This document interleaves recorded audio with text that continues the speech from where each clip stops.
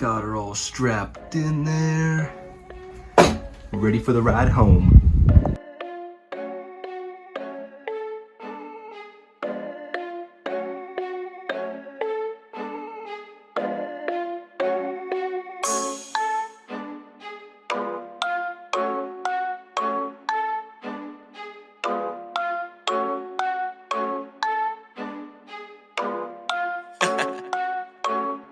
Dark side, light this bitch up.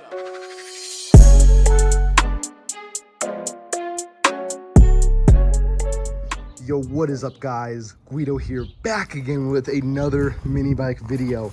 And in this video, I just picked up this Motovox with a Predator 212 from Facebook Marketplace. Now check this thing out. According to the seller, it rode everything perfectly about a year ago. And it's been sitting out in the sun, which you obviously can tell. This thing is faded as hell. I'm not 100% sure, but I do believe these are red from the factory, and you can see it's white. So everything on this thing is faded as hell. The back tire is completely shot. It's really, the kickstand really isn't doing much. It's kind of just there. It's mainly just staying upright because this tire's busted.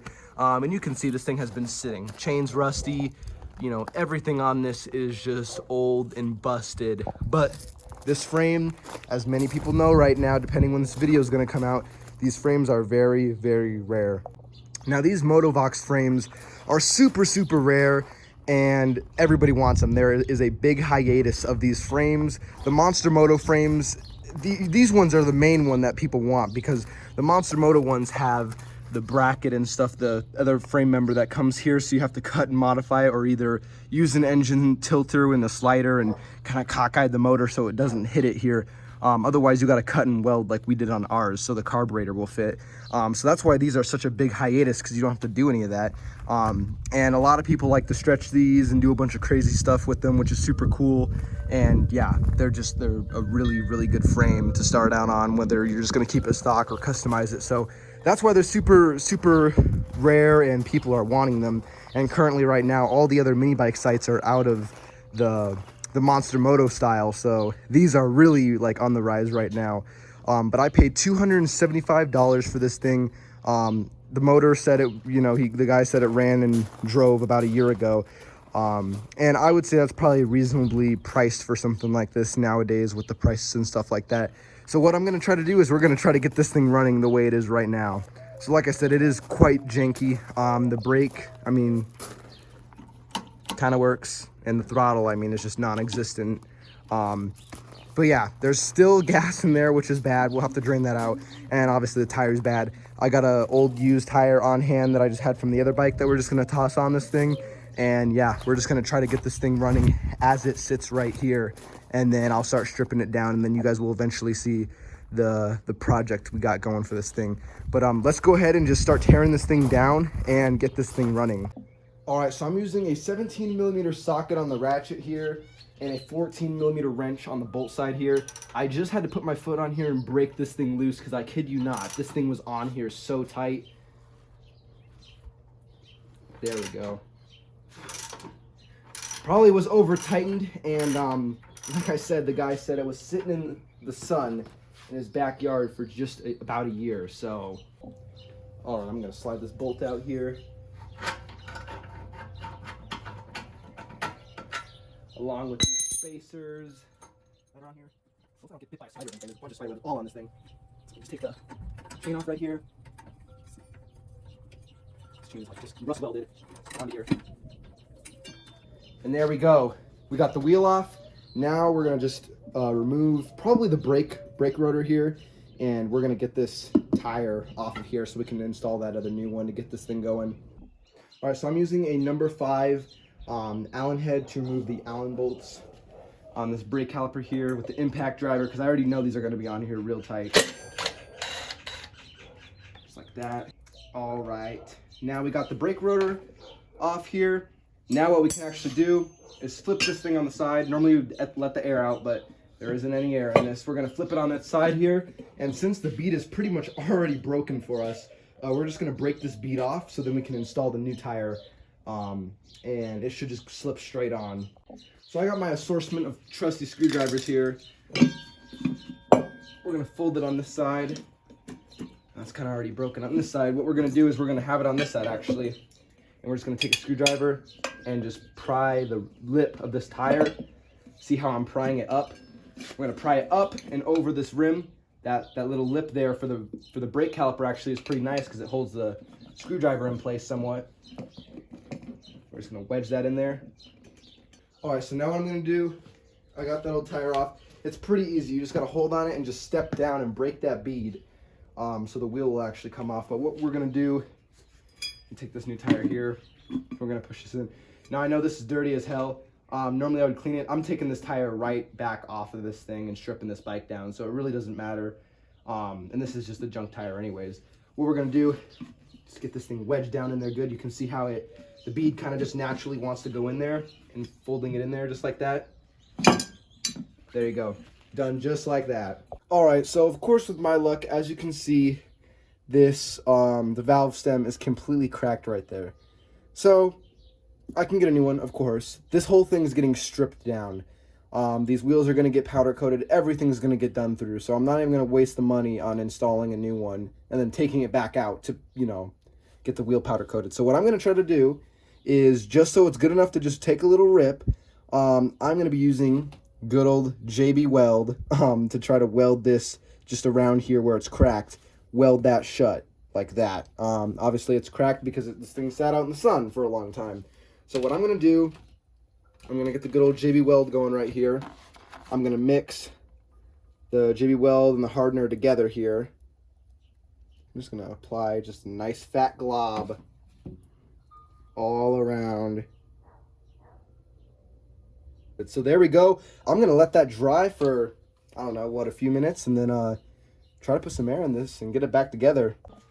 All right, so I got it all back in place. I'm going to slip this axle through here. And this will probably be the hardest part here, trying to get this chain back on here.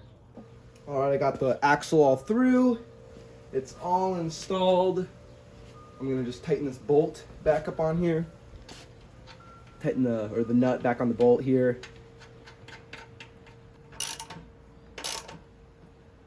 There we go, it's all installed. Now this brake caliper seems like it's all right. I mean, it's stopping it. So I'm gonna say that's good enough for what I'm gonna be doing. It seems like it's stopping it. My only concern is just the chain. I'm just gonna soak this chain just in WD-40. Obviously use chain lube, but this is all rusty. It's so far gone. I'm throwing it away after this. I just want it to be somewhat free so I can ride and it won't keep locking up. And also I'm gonna oil the clutch with some special oil that we use. So now this is the stuff that we like to use. This Zoom Out oiler. It's just like really, really good stuff. Oils whatever needs oiling. And yeah, I recommend doing this every time. I'd probably say every like 3 times or so after you ride your mini bike. Oil your clutch, just like I'm doing right here, adding just a little bit there. Now obviously this hasn't been ridden for a year, so it's gonna be, you know, kind of rusty and stuff like that. But every other time after you ride your bike, I recommend just doing 1 or 2 drops just on that little section right there and just lubricate. It'll seep down inside and lubricate all that. So I mean, look at that. That's already way better than what it was. Now this chain's just all messed up right here. That's kind of what's the next issue. So I'm gonna just soak this whole entire thing in WD-40 real quick. I'm just gonna oil this whole entire thing up just because, I mean, this thing is bad. It's already spinning on way better than what it was. There we go. That is all good. Clutch is all lubricated. Now I am gonna just try to figure out this throttle situation. So you can see this thing's busted up here. It's stripped, and I'm guessing it pulled out of here. But before I try to mess with the throttle, I'm gonna see what is going on with this motor right here. All right, now the first thing that I'm gonna check off is this air box here. The very bad thing about this is they put speed holes in this, which is nice. It, you know, gives the air filter and the motor a little bit more air to breathe. But what sucks is they're right on top and this thing was stored outside. So I can only imagine water got inside. So that's, I mean, it is what it is. What can you do, you know? So what I'm gonna try to do, I'm gonna bust this air filter cover off right here and pretty much just start disassembling this from the air filter down. So in order to get this top cover off, this whole entire thing has to come off because the clearance between the frame. So it just takes two 10mm nuts here. All right, and this should just slide off. All right, just like that. So you can actually see all the dirt and deposits and stuff that got into this because the little speed holes that's on here. So I'm gonna blow all this out, make sure it's all nice and clean and there isn't any, you know, blockage or any debris that's gonna get sucked in the motor. I'm gonna try to clean out this carburetor. Now, actually, it looks pretty dang good. It doesn't look too bad, but I don't wanna waste time and put this all together and then have it not run because there's stuff in the carburetor or whatnot. So I'm just gonna go ahead and just clean out this whole system because why not? It'll help it, you know, regardless of anything. So now what I'm gonna do, I'm gonna take these vice grips and I'm gonna tighten off the fuel supply so it doesn't drip fuel everywhere. Clamp that on like right there. And then I should be able to just slide this thing off right here. Some gas is probably gonna come out. That's how it always is. Oh, no gas, cool. So that's all undone here. Pop that out just like that for the throttle assembly here. And then this should be able to just slide straight off.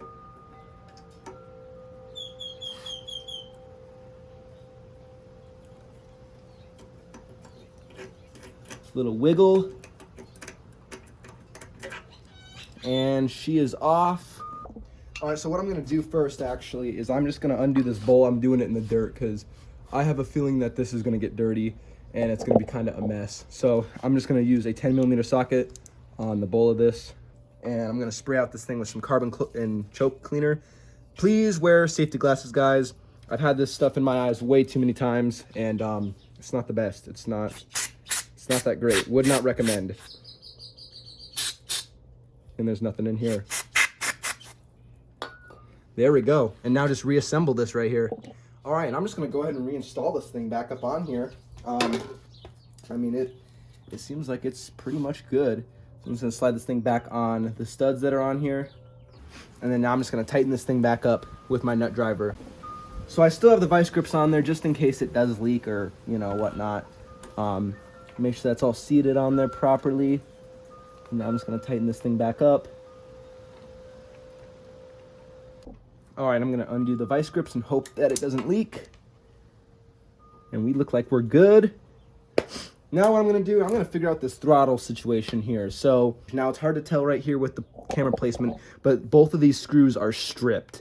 So what I'm gonna do is I'm gonna get the Dremel and I'm just gonna cut a slot in them and pretty much make it so I can use like a flathead screwdriver in there and make a little slot so I can unscrew it and tighten it back down on top of itself, because that's what's happening is it's loose. So you can see how it just moved in, how it's moving and it's loose. That's what's happening. It's not clamped down on there. So I'm gonna fix that real quick.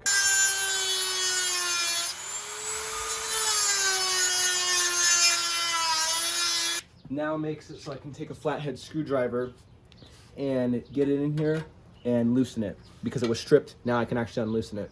What happened is it just popped out of its little channel right there. Just need to push it back down in there. And put that cable through just like that. And it should be good to tighten it down.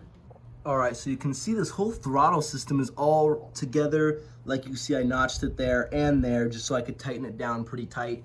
The whole system seems like it's all right. Now what I'm gonna try to do, just to make the system a little bit more reliable, because you can see that this is kind of sticking out. JB Weld is my friend. I'm gonna be just JB welding this just back into place, and I'm gonna run with that. Hopefully that works right there. All right, so check that out. I just JB welded that back in place. Totally janky, not professional at all. Do not recommend.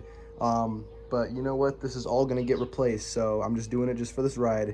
But that seems like that's gonna hold right there. The whole throttle system is all connected. I'm gonna say that is all good. I'm gonna go ahead and throw this airbox back on and tighten everything back up and then throw some new gas in here, kind of swish it around and see if this thing starts. So I'm just gonna tighten this airbox back on here. And now the last thing I'm gonna do before I start this, I know it's not level, I'm just gonna check the oil here. see if there even is any oil in it, see if there's water in it. It seems like it was pretty sealed up, so I don't know if there would really be water. I mean, look at that. Clean. She looks nice and clean. All right, so what I'm gonna do is I'm just gonna put a little bit of this gas in here. I don't wanna waste all my gas, of course, but I'm gonna slosh it around and dilute it with whatever's in there. Water, you know, old crappy gas. I'm just gonna put a little bit of this good stuff in here. All right, time to see if this motor will even run and start. And check that out, guys. We got this thing running. I put it all back together like I said, and I had to clean the float bowl a few more times and spray out the jets and stuff like that, just so I could get all the debris. The jets were completely blocked on this thing from just sitting for a year and the gasoline just getting all crusted inside of it. So I got it all nice and clear. She started up first pull, running great. And there we go. I mixed whatever the bad gas was in there that was left. I mixed it with my 99, and she's running good.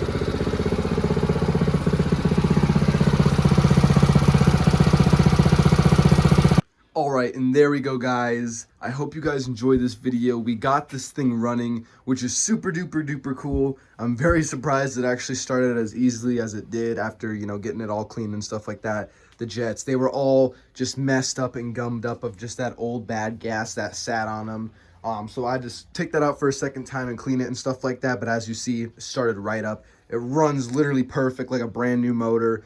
Anyways, I hope you guys enjoyed. Make sure you stay tuned for the next video when we go and take this thing on the street and have some fun with this thing. Make sure you guys stay tuned. I hope you enjoyed. Make sure you guys comment, like, and subscribe, and peace.